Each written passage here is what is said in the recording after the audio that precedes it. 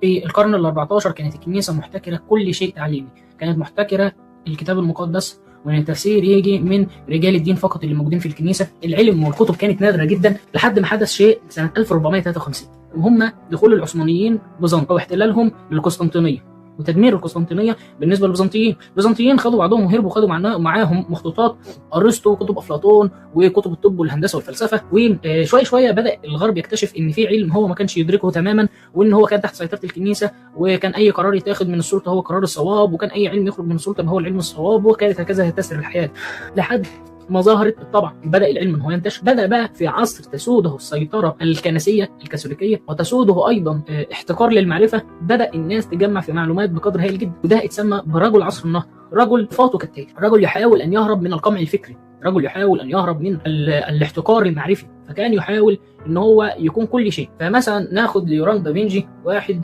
من اعظم رجال عصر النهضه، وهو وجاليليو وغيره يعني من الناس كانوا عباقره بحيث التنوع المعرفي.